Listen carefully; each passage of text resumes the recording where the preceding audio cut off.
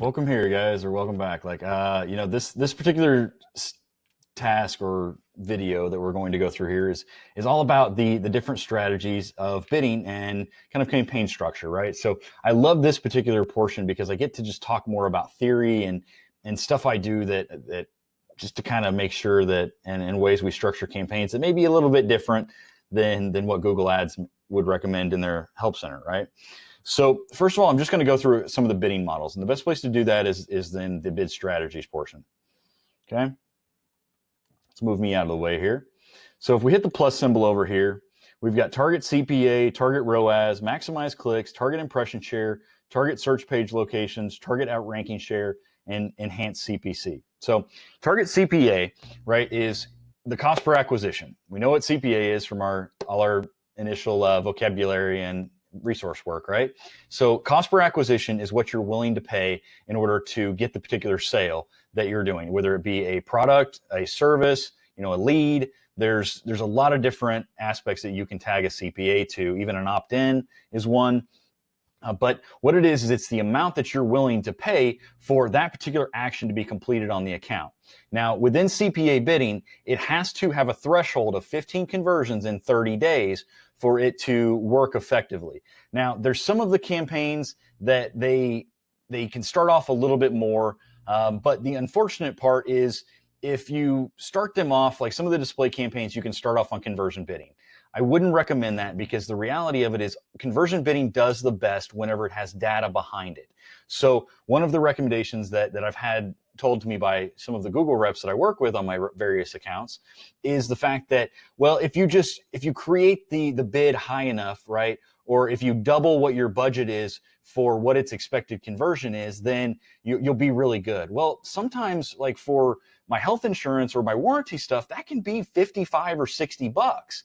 And if they're telling you to do 3 times the budget, then all of a sudden I'm at $150 or $200 a day without even getting any traffic on the site at all. And all of a sudden, if it's trying to work from the back end and build all that data, then it's blowing through that $150 to $200 a day without me really having a whole lot of trackable or optimizable results. So, CPA bidding, regardless of what any of the Google reps will tell you or best practices with some of the new display or shopping campaigns, right, is if you are going to search for a CPA, which is really only effective in like display campaigns and your search campaigns, because the shopping campaigns are mostly does on ROAS, right, then you are going to kind of find yourself behind the bullet a lot of times. So especially with display or search campaigns, and even starting off some shopping campaigns other than the smart campaigns on a CPC basis in order for you to backfill and get some of that data and some of the valuable information it needs to make the determinations on CPA, that's going to be what you're really going to be the best strategy, right? So going from a CPA bid or CPC bidding where you're building up the models, you're getting some conversions, but you're ultimately filling also the coffers with data in order whenever you do flip it over to CPA, it just does it in a much more effective manner, right? So CPA bidding is going to be something that you're going to work. I typically tell most clients it's going to take me about 10 days to do that and about $3,000, right?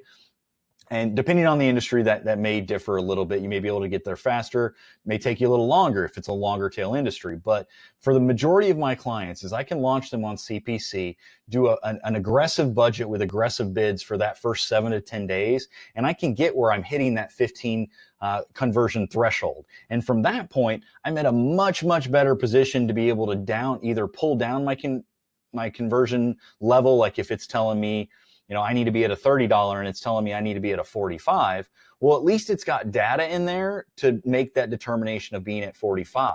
And then I can work from the back end aspect of increasing quality score, pausing keywords that aren't as relevant or as high converting with higher CTRs. And I can do more of the optimization stuff that we've taught you throughout the course in order to milk that quality score and improve the relevancy and get better, CPA values, right?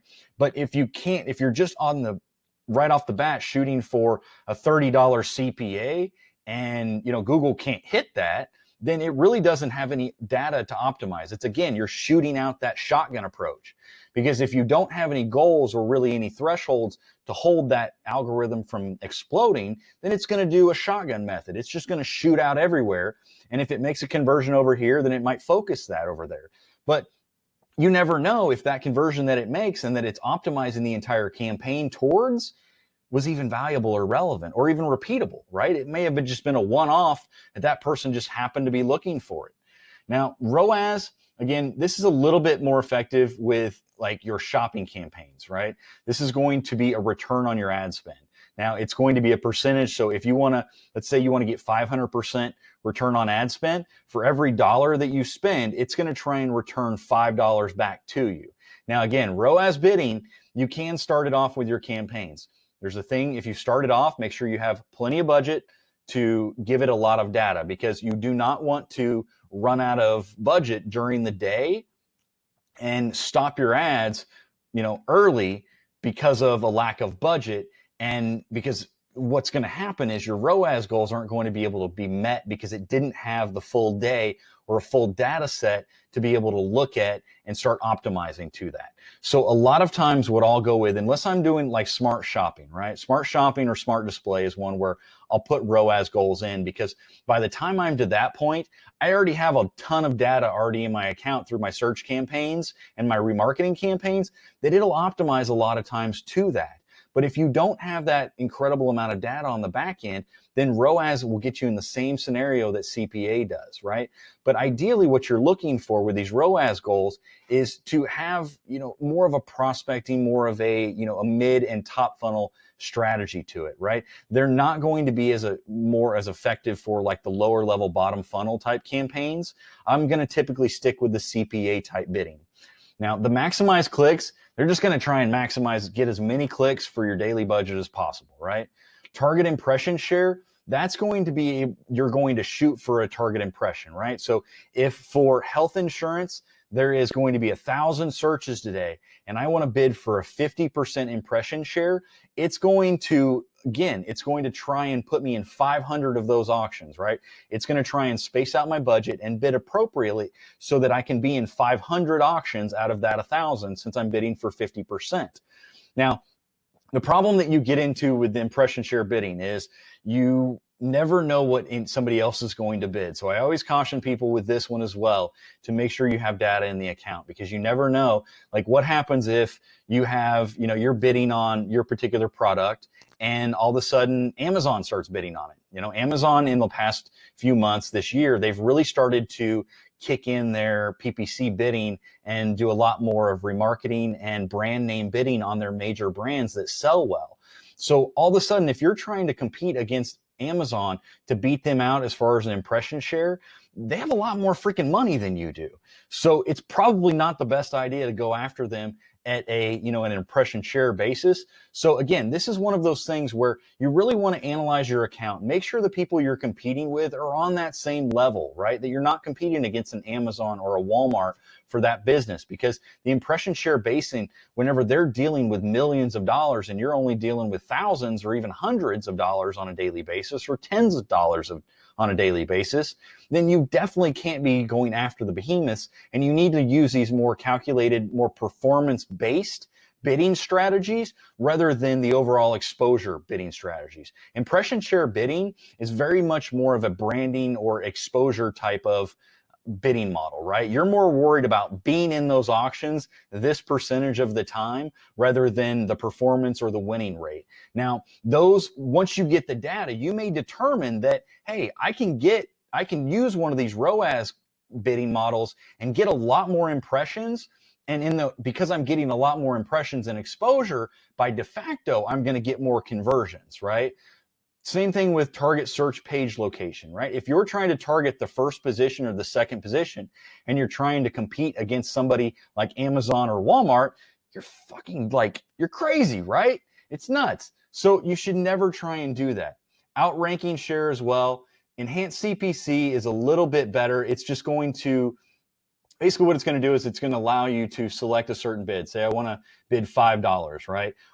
On any particular auction, if it feels you have a higher likelihood of converting that particular customer, then it can bid up high as 30% more, 40% more, 50% more.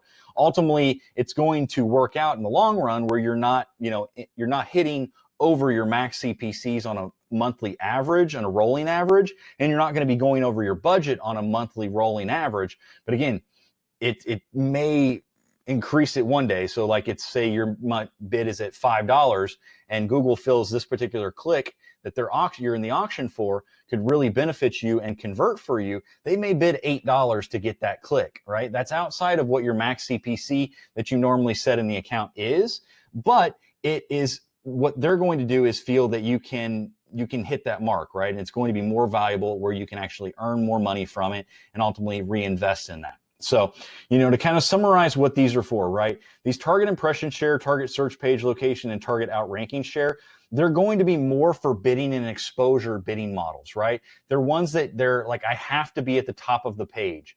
If you have a customer that tells you, hey, I have to be number one position on every search, that's your bidding models, right?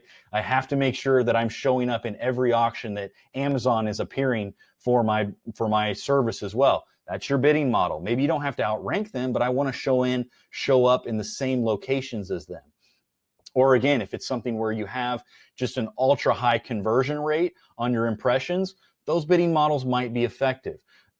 For all other consumers and the majority of my customers, I'm going to use the performance-based models, right? The target CPA, target ROAS, maximize clicks, and enhance CPCs. And usually by the time I'm even using any of these bid strategies from the portfolio level, I have multiple campaigns running and multiple data sets already in place where I can pull from that'll allow me to use these in a very effective manner so that I'm not just starting from square one and trying building, from the foundation up. I already have a solid foundation, some really good understanding of what converts and what doesn't convert, and I can utilize them in a really, really effective way. So I'll tell you one of the caveats, and this goes back to my experience actually more with YouTube. So there was a national ballet company that is a Russian ballet company that they do a national tour every year around Christmas Eve and New Year's holidays, right? And they've been doing it for like 20 years. They sell out every single location, right? They have it across in every single state around this time in different various branches. And they sell out every single location every single year. Right. So, but they wanted to make sure that they had their branding. They were expanding the shows one year and they were making sure that they had it. And their particular keywords, even on bidding on YouTube on their videos, were in the $2 rate range. And the reason why that was a problem is because they had such an effective conversion, CTR.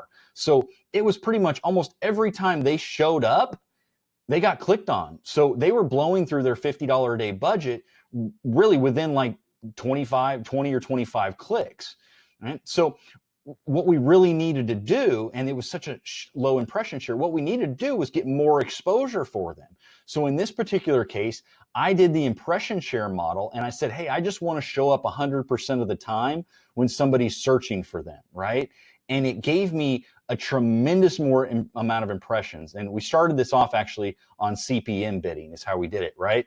So basically, since their conversion rate was so high, like they were in the 10 percentile rate. So for every 150,000 impressions that they were getting, they were spending a shit ton of money, quite frankly. So what we were able to do by switching them over to CPM bidding and doing that in a more strategic manner, for every $2, we were able to get them 1,000 impressions, right?